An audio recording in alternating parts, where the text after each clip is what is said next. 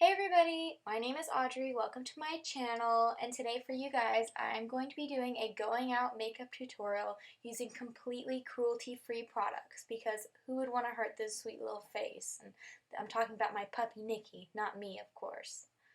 Alright, let's get started. Alright, so before we start I'm just going to put a little bit of moisturizer on because I washed my face and it's clean, and you want to make sure the moisturizer is completely dry before you put on the primer. I'm really broken out right now because I was so stressed out from finals. The primer I'm using today is Mary Kay. It's super nice. I stole it from my mom. You don't need a ton, just a little bit to make sure your face is really smooth and there aren't any imperfections. Alright, and after that, it's time for the makeup.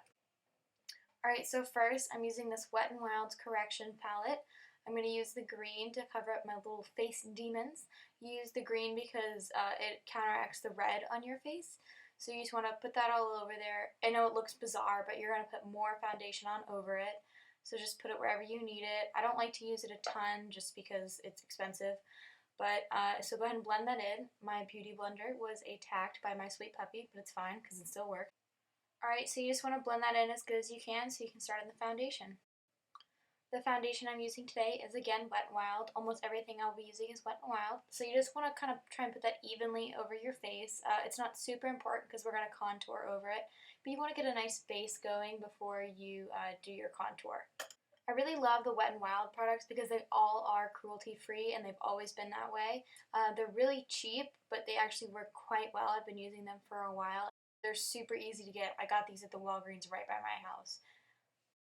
Alright, so make sure your foundation is really evenly blended in so we can move on to concealer, a real girl's savior. I always just put a little under my eyes and on any blemishes if I have some, which Lord knows I do. So go ahead and do that and then blend it in.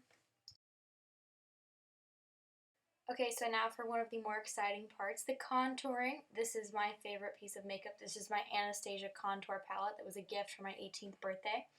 I'm using two colors actually because I think that the lightest color is too light and it's a little too severe of a contour. Many makeup artists do a really severe light color under their eyes, but I prefer an overall tanner look since I live in Florida and anything remotely pale is considered undesirable. So I'm highlighting the bridge of my nose, my cupid's bow, which is above your lip, and then I'm going to highlight under my pretend cheekbones, which I don't actually have any. So I just do that with the lighter colors, hit the blemishes again because this is better makeup. And my forehead, because I have kind of a small forehead, and that was way too dark right there, but I was just touching up. And then I'm checking in the mirror because I can't actually see anything what I'm doing. So here I am hitting my cheekbones to really make them pop. Since I don't actually have like noticeable cheekbones, I'm a really big fan of making mine darker, which I'll do with my powder contouring. And my nose is a little bit on the bigger side, hit the bottom of my chin, and again my forehead. But I really like to have those severe cheekbones. Alright, so start blending because it's going to be a heck of a lot of blending.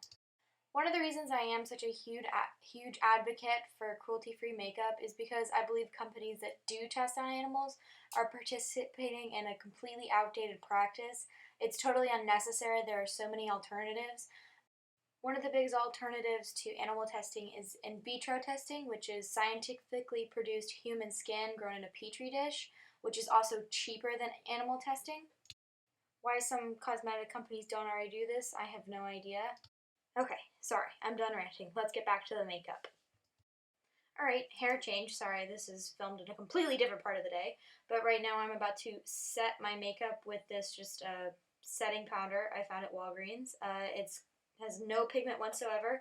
It feels really, really nice. It's really smooth. I don't like to be able to feel my foundation. I like a really soft skin, plus it helps since I'm going out.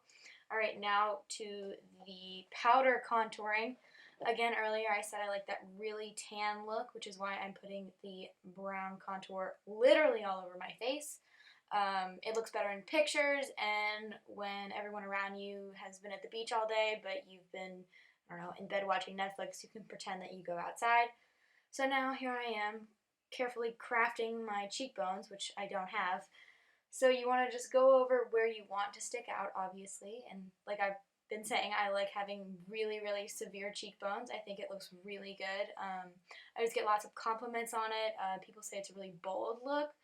don't really care. This is just what I like, and people are always asking me like how I do this, like what's my trick. Like I'm like I just use a whole bunch of bronzer. There's not really a whole lot to it. I just did a little on my nose just to make it look a little smaller. Now I'm using the whiter powder under my eyes, and now it's time for blush. Not a huge blush person because my face is already pretty red, but just a touch doesn't hurt. And now for the really exciting part, which is the highlight, my Anastasia Glow Kit. And I'm just hitting my eyes with a lighter one because I really like the shimmer. It's always fun. And if you hit it with your finger, go along the bridge of your nose, it really makes it pop. Now for the darker, whoa, okay, that was a lot darker. Not my normal highlighting brush. My highlighting brush is who knows where. I just moved out of my freshman dorm and everything I own is in 10 million different boxes. So next is for the brows. I know a lot of makeup gurus are really into brows and these super severe drawn on brows. It's not my thing. I always feel like it's a little too bold, which is a lot coming from me if you personally know me. So I always just brush them and hit the tails. And now for a little setting spray, which is again cruelty free. Okay, so while my setting spray dries, I'm just going to go ahead and straighten part of my hair. But I really want to talk to you guys about why I think that the US really needs to get on this cruelty-free bandwagon and how important it really is and how easy it is to avoid such cruel, outdated practices. Animal testing in the cosmetic industry is more than just mascara and lipstick. It's basically everything you use to get ready, from toothpaste, deodorant, body wash, and then of course makeup and lotions and stuff. But it's been going on since the 1930s, animal testing has, and I feel like we're way past that as a culture, and it's kind of ridiculous that we're still doing this. We're still testing on rabbits and Dre's test, which is where they burn or cut the skin and put the product in it to see if the animal dies or any serious things happen, which is just ridiculous. Like, why are we doing this when it's so unnecessary? Many companies argue that in vitro testing and using organic and natural products aren't as effective as animal testing, which is just complete bogus. Animal testing is least effective out of any way to test a cosmetic safety. This is because humans are very different from rabbits and rats and squirrels and whatever they test their products on. We don't react the same way because we're not the same species. Anyway, now that my setting spray has dried, I'm just going to start on my eyes. I'm just doing this light shimmery color, and my camera died, which is why my hair is different in many different clips. So sorry about that, and now it's all the different time of day. But again, I'm just going over it with the same color I was before, basically all over my eye, brow bone, everywhere. Not everybody does this. They normally do like a nude color, but again, this is just how I do my makeup. Right now, at least, it works really well for me and I like it. Now I'm going to work on my lid, just a light blend. I'm not a huge eyeshadow person, probably because I have one eye that droops down lower than the other, which you guys can tell. The kind of eye that I'm doing today is just like an easy greenish smoky eye, I guess, with a cat eye, which you'll see later, obviously. But with my eyeshadow, I generally don't do anything super complicated, like making a severe line on my crease or like lighter in some places. Just pretty basic, I guess. I've never been like really into that like really defined bright eyeshadow look. Just kind of dark. If I'm not going out or like to a dance or anything, which obviously I'm in college, I don't go to those anymore. I just do like a light cream color for eyeshadow. It's not really my thing, but here you can see that I'm just getting my darker colors and really slowly going through my crease. It's a long process, and like I'm not very good at it, as you can tell. I'm literally rubbing it with my fingers like a child, but it works and it's effective. And if you just take your time and you're patient, you can really get that look that you want.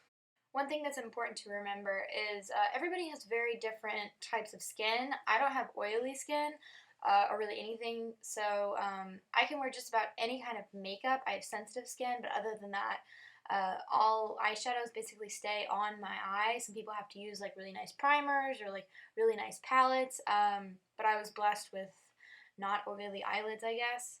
Right now I'm just getting under my eyes a little bit to make it a little more dramatic, which I don't always do, but since I'm going out, I just want to have that night look, I guess. So once you're happy with the way that your eyeshadow looks, you can go ahead and get started on your eyeliner. I always use black liquid eyeliner, and I paint it on like with a paintbrush or with whatever comes. It's kind of the most complicated way to put on eyeliner. Not a lot of people can do this, but this is the way I've always done my eyeliner. And I apologize for this horrible angle. I've never done this before. But I start out always with just hitting above my lashes and trying to make it as even as possible. Like I said before, I have one eye that's lower than the other, so it's never perfectly even, but you gotta just try your best. And then once you're happy with it, I do a pretty high cat eye or wing or whatever you want to call it, and I fill it in. I have smaller eyes, so this helps make my eyes look bigger, but you want to make sure that your cat eye doesn't go down, or you'll just have sad eyes, which is never good if you're going out, because, you know, you never want to look sad when you're going out, because it's just a bad combination. And now for my favorite part of makeup, which is mascara, but you have to curl your eyelashes first, or it's just not going to go well. Always curl your eyelashes. Some people just use fake lashes, but you still need to curl those too. So go ahead and start off with your mascara. This is a brand new mascara, so it's really like there's a ton of product on it, which I end up getting makeup all over my eye, and I have to fix that, which you'll see in just a second. And if you do get makeup on your eye, you can always just wet a Q-tip and clean it up, which again, you'll see me do in just a moment.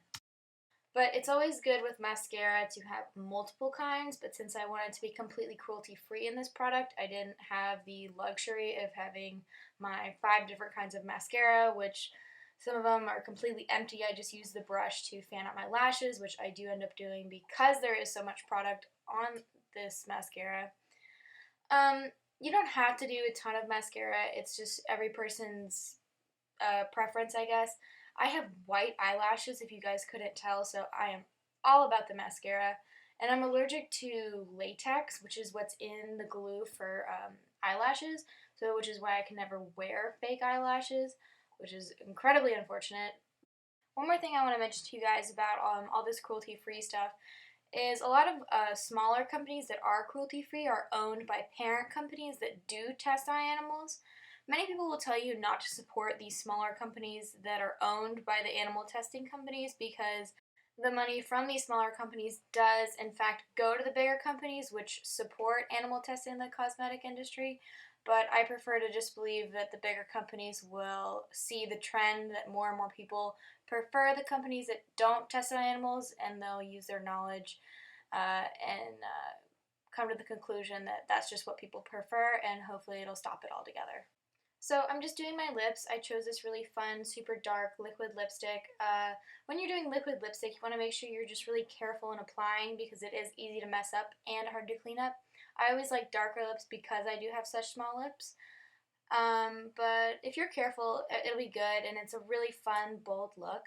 And after we're done with this, we can go to the final reveal, and you're ready to go out and have fun with your friends. So here you are with your cruelty-free look. You're ready to go and have fun. The week is over.